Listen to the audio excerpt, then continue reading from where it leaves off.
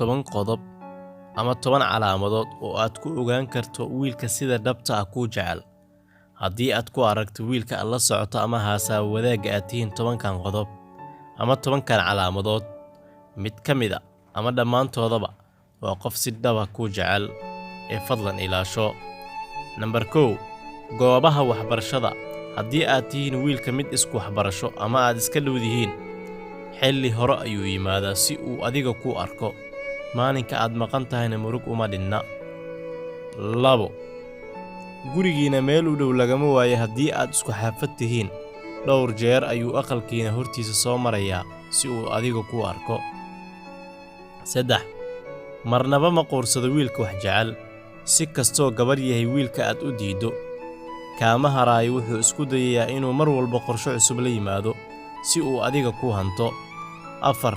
Wicitaankiisa ayaa badan, dhanka taleefanka maba joogi karo isagoon kula sheekaysan maxaa yeelay waxbuu tabayaa. Waa qasab inuu kula hadlo maalinkii ugu yaraan 2 jeer 3 jeer. 5. Lebiskiisa waa uu kaala tashanayaa. Marmarka qaar haddii aad isfahantaan, waa mid kugu aamina isteelkiisa. Sababtana waxay tahay si uu u ogaado dooqaada.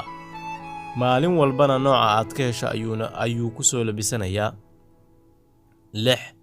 Mar walba oo uu kula kulmayo, wuxuu ka fikiraa inuu yahay qof caaqil ah.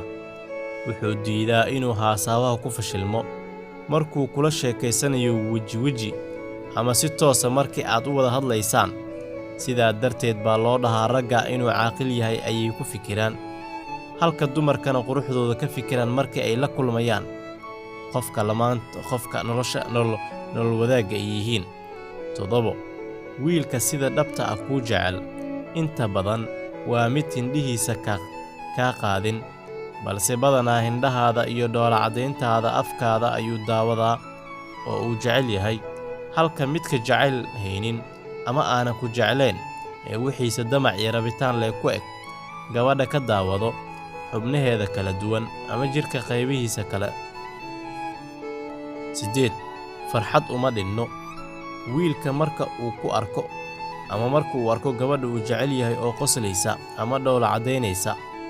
Gabar yahay wiilka qosolka u badi waa hub ka mida waxyaabaha aad ku soo jiidan karto. 9. Aad buu kuu aaminaa. Ahmiyad gaara ayuu ku siiyaa. Sidoo kale qof walba aduu kaa hormariyaa, mudnaan gaara ayaad agtiisa ka leedahay.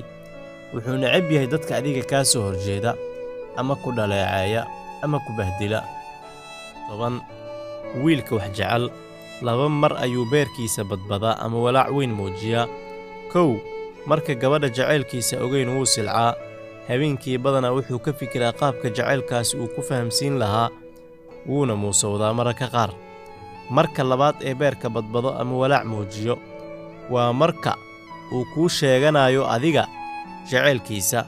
Walaac iyo tiiraanyo ayuu dareemaa amay ku diidaa, ayuu ka fikiraa, dhididkiisuna waa uu badan yahay xilligaas. Qodobadan haddii aad ku aragto qofka haasawaha aad tihiin ama midkood aad ku aragto, waa qof si dhab ah kuu jecel. Waa ku mahadsantahay daawashada muuqaalkani. Si aad u joogtaysato muuqaalada xigana ay kuu soo gaaraan, fadlan ha iloobin inaad subscribe saarto channelkeena.